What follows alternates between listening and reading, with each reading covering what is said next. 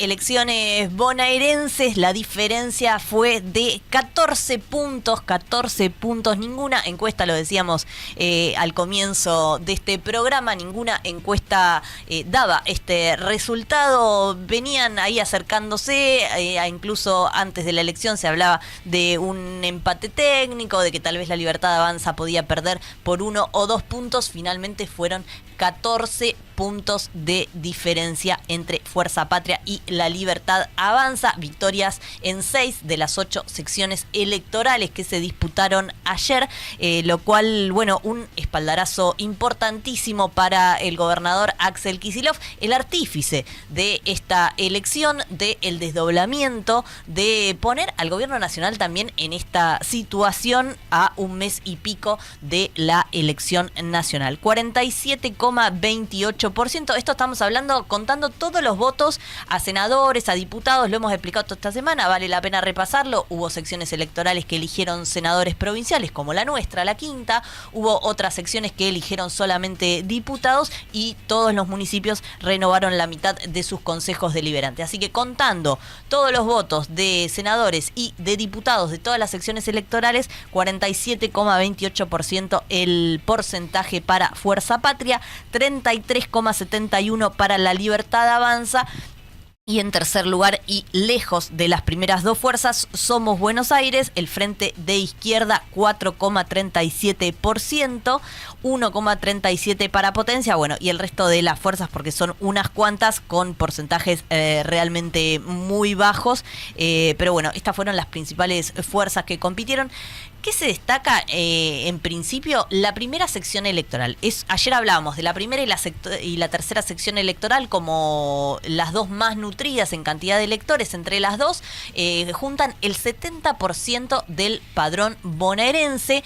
En la tercera sección electoral, donde está La Matanza, con la vicegobernadora Verónica Magario encabezando la boleta, recuerdan que la tercera sección electoral era por la que se iba a presentar Cristina antes de ser condenada e inhabilitada para ejercer cargos públicos. De hecho, ahí tuvo el apuro por condenarla, digamos, cuando se empezó a rumorear, porque ella me había confesado que iba a ser candidata de esta tercera sección. Exactamente, eso fue lo que precipitó su condena. Verónica Magario tuvo que llenar ese lugar y vaya que lo hizo bien, pero la sorpresa, el batacazo, se da en la primera sección electoral, porque allí nadie vaticinaba que el peronismo iba a ganar, mucho menos por una diferencia superior a los 10 puntos.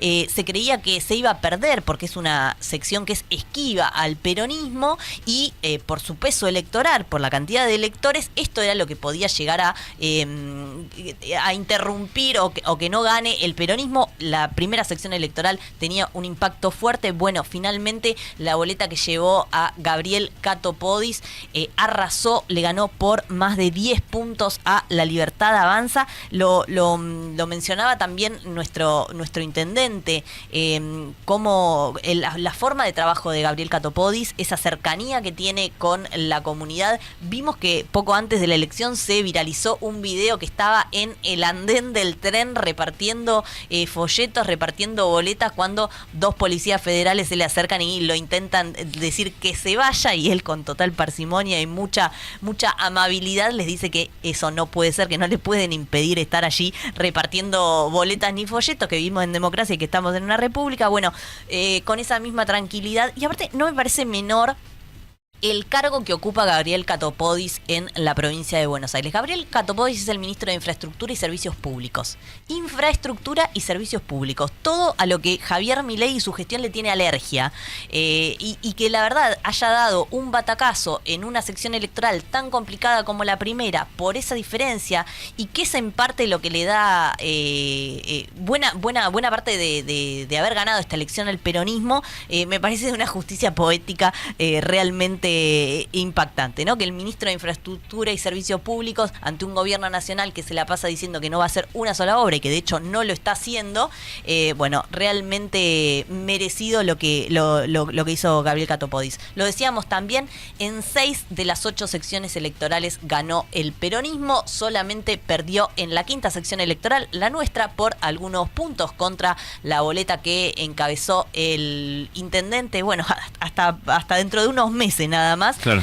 Porque dijo Guillermo Montenegro que va a asumir en el Senado bonaerense, así que va a dejar de ser intendente de Mar del Plata, va a dejar de ser intendente de General Pueyrredón para irse al Senado a mitad de su mandato, algo un tanto insólito, sí. También un tanto inédito, ha sucedido en algunos otros partidos, pero... raro, en Mar del Plata es raro. Raro. Y sobre todo, no sabemos, capaz hasta un ministerio se hablaba de poder llegar a ocupar el cargo, no ni siquiera como senador. Exactamente, así que esto va a dejar a Mar del Plata por los próximos 2 años sin el intendente que fue elegido para cumplir esa función. Bueno, esa es la boleta que por 4 o 5 puntos nada más le gana a Fuerza Patria, por la misma boleta por la que va a entrar Fernanda Raberta y nuestro exintendente Jorge Pitingo Paredi.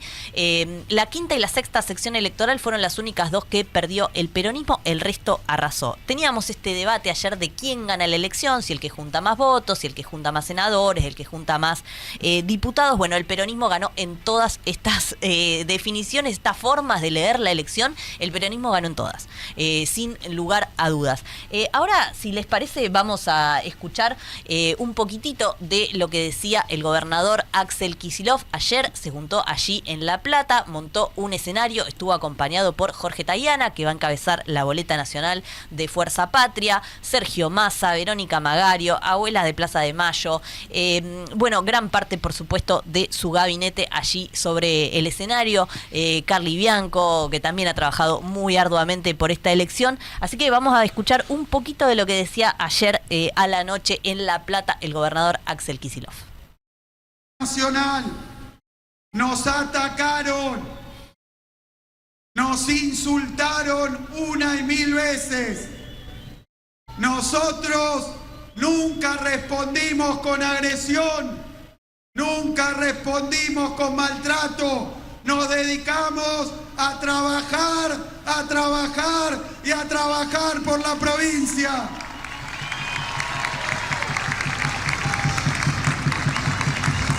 Pero dijimos también al asumir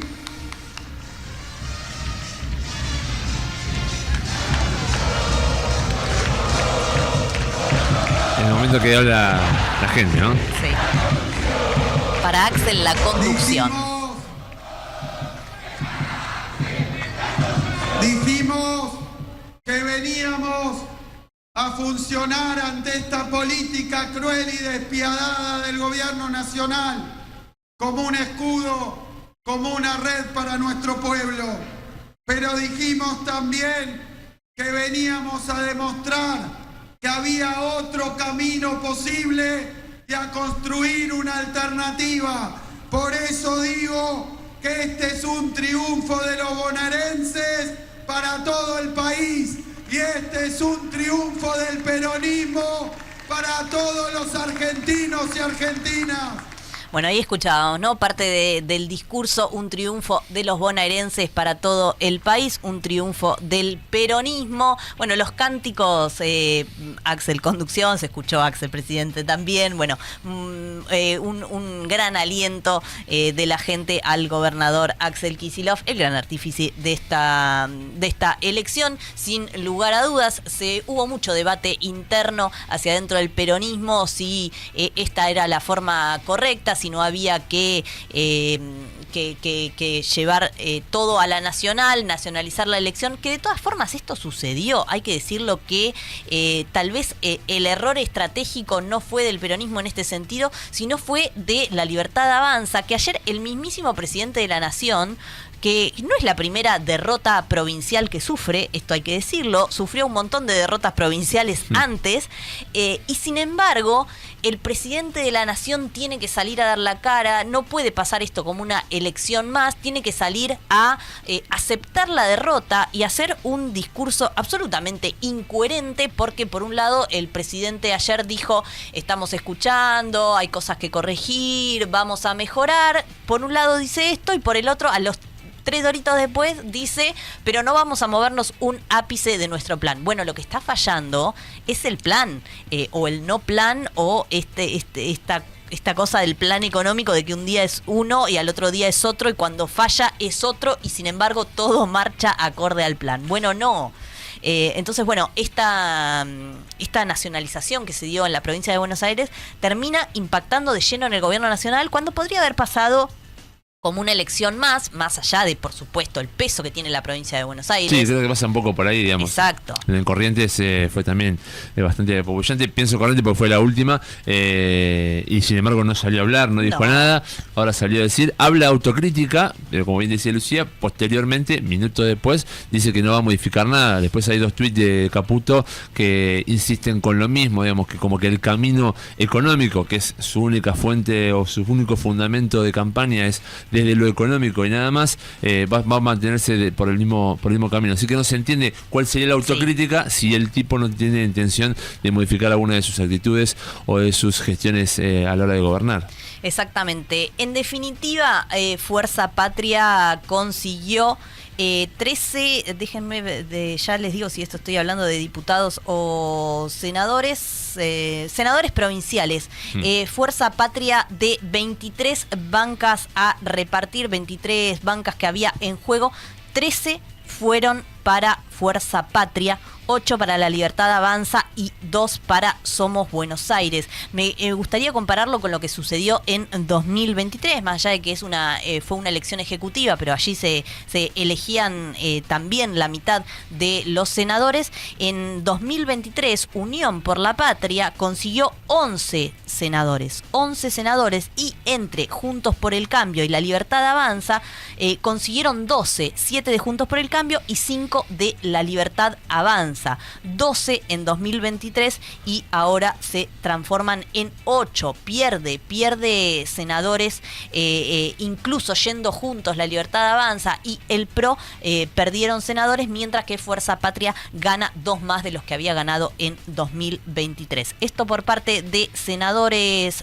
provinciales. Y en cuanto a los diputados, Fuerza Patria consigue 21 diputados provinciales, 18 La Libertad Avanza, después otros 3 para Espacio Abierto para el Desarrollo y la Integración Social, el Frente de Izquierda y de Trabajadores, la lista de Unidad consiguió 2 diputados provinciales y Somos Buenos Aires los 2 restantes, ¿no? Pero para que vean también cómo termina impactando esto en el Senado, en el Congreso, en la legislatura provincial.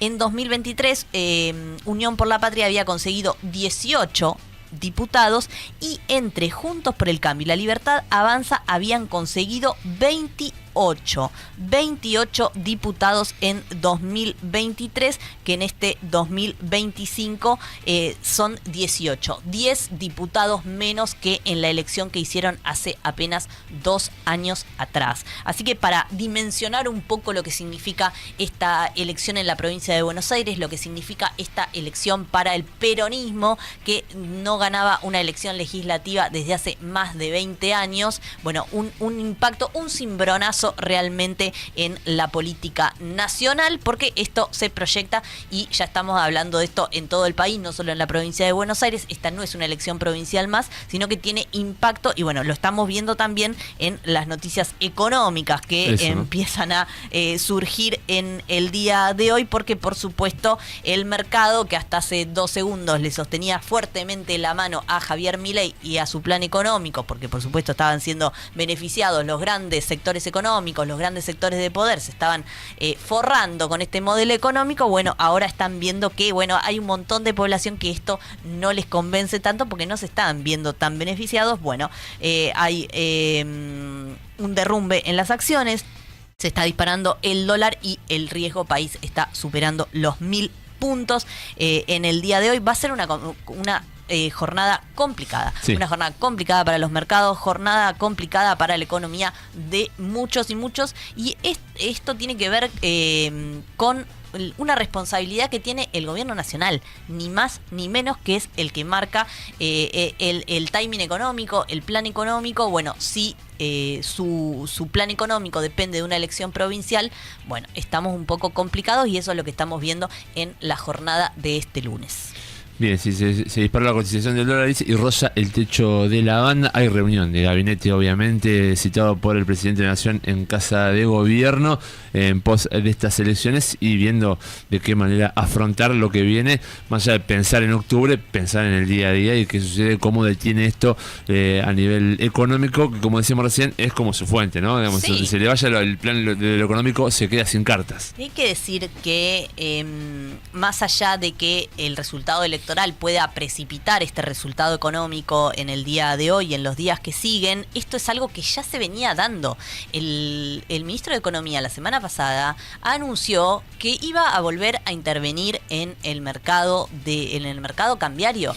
Se estimaba la semana pasada que en 4 o 5 días se habían quemado $500 millones de las reservas del Banco Central solamente para sostener el precio del dólar. Entonces esto no es algo que es simplemente empujado por la elección bonaerense. Por supuesto lo precipita, por supuesto pone más presión sobre este gobierno nacional, pero ya es algo que se viene sucediendo desde hace bastantes meses, cuando el gobierno pasa de estrategia en estrategia simplemente para tratar de contener el dólar, simplemente para tratar de llegar a elecciones. Esos son los tiempos que maneja: llegar a la elección bonaerense, intentar ganar la elección bonaerense, demostrarle a los mercados y al establishment y a los organismos internacionales de crédito como el Fondo Monetario Internacional que tiene apoyo de la población. Esto no lo consigue y ahora su próximo objetivo es llegar a octubre.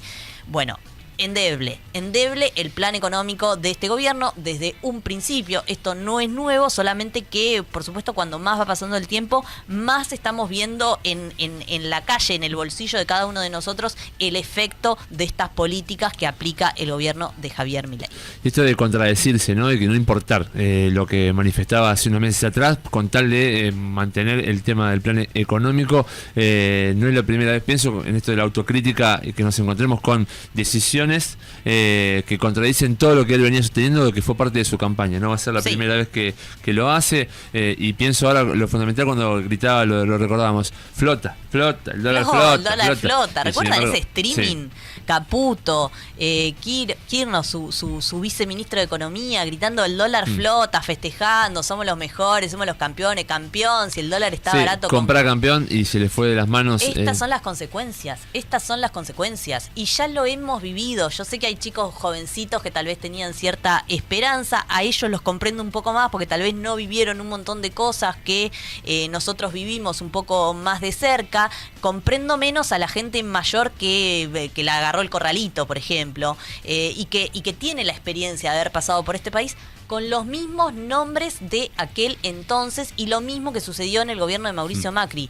Luis Caputo, Sturzenegger, Patricia Bullrich, los nombres se repiten. ¿Cómo pueden pretender hacer lo mismo y obtener resultados diferentes? Es realmente insólito, y que haya un montón de gente que crea que este es el camino es lo que a mí me resulta preocupante, porque deberían sentarse a ver si efectivamente creen que este es el camino y empezar a percibirse como ciudadanos de una sociedad, como habitantes de un país enorme como es la Argentina, con 48 millones de personas, y que el plan económico de un gobierno no puede ser dejar afuera a la gran mayoría de esas personas, que esas personas no tengan para comer, que tengan que elegir entre comer y comprar medicamentos, que se les quite las pensiones pensiones que, chicos, nadie vive 100% de una pensión por discapacidad. Vayan a ver cuál es el monto, qué es lo que le están quitando a gente que no tiene demasiado. Vayan a ver eso, porque hay todo un discurso de que este es el camino, este es el esfuerzo, el sacrificio que hay que hacer, que te tenés que sacrificar, te tiene que ir mal un tiempo para que después te vaya bárbaro, y ese después no llega nunca, y en el medio hay un montón de gente llenándose de plata. No es que todos estamos perdiendo, también eso me gustaría decir. No estamos perdiendo todos. Hay un montón de gente que con toda esta situación se está llenando de plata. Los que especulan, los que participan de la bicicleta financiera, los que vienen con sus capitales que no vienen a generar trabajo, empleo, ni industria, ni producción, sino que vienen a ponerla en la bicicleta, y cuando estos se desbandan, agarran sus cositas y se van, y el problema nos queda a nosotros. Las consecuencias de este modelo, de estos ya 2 años de gobierno y los próximos 2 de gobierno de Javier Milei bajo estas premisas, van a ser desastrosos para el país y va a costar mucho recuperar. Todavía no estamos viendo el verdadero impacto de este modelo, todavía no estamos viendo las verdaderas consecuencias. No. Va a costar muchísimo recuperarse de eso, recuperar las empresas que están vendiendo, recuperar la inversión para la ciencia argentina. Hay mucho por hacer, mucho por reconstruir, y hay que hacer un mea culpa también, ¿no? No podemos también echarle la culpa, bueno, pero yo no los quería más, me iba bien, pero no esto, lo otro. Bueno, hay que empezar a reflexionar un poquito sobre el país que queremos, si queremos que sea un país con trabajo, con producción, con industria, o si queremos vivir todos de la bicicleta financiera. Es imposible en un país de 48 millones de personas. Déjenme decirle que es imposible. Nada más pensar en el voto, ¿no? Con la importancia que se merece, y en el discurso previo a la campaña, es una máquina fue una máquina de mentir, venimos a decir, con respecto primero a lo de la casta, que iba a ser la casta política la que iba a pagar todo lo que tiene que ver con el mejoramiento económico del país, y no fue así. Me corto un brazo ante ajustar, y sin embargo no paró de ajustar. El caso con Patricia Bullrich, de en plena campaña defenestrarla y después tenerla dentro de su gabinete. Sí. Lo mismo la casta. con Caputo, lo de la casta. La casta. Bueno, Menem, está lleno de Menem ese gobierno. O sea, de qué más casta que eso no se encuentra. Los Bullrich, los Sturzenegger, los Caputo. Son contradicciones que no deberíamos dejar pasar. Más allá de que muchos dicen todos los políticos mienten, todos los políticos en campaña no dicen la verdad, pero digamos, son graves las cuestiones en las cuales se contradijo este gobierno, y en apenas 2 años. Y ni hablar de todas esas irregularidades, porque ellos venían a romper con la corrupción, y sin embargo no para de haber irregularidades en apenas 2 años de gobierno. Nada, cuestiones a tener en cuenta, me parece, a la hora de emitir el voto, para pensar un poco más y después no tener que lamentarnos entre todos de quiénes son los que gobiernan este país.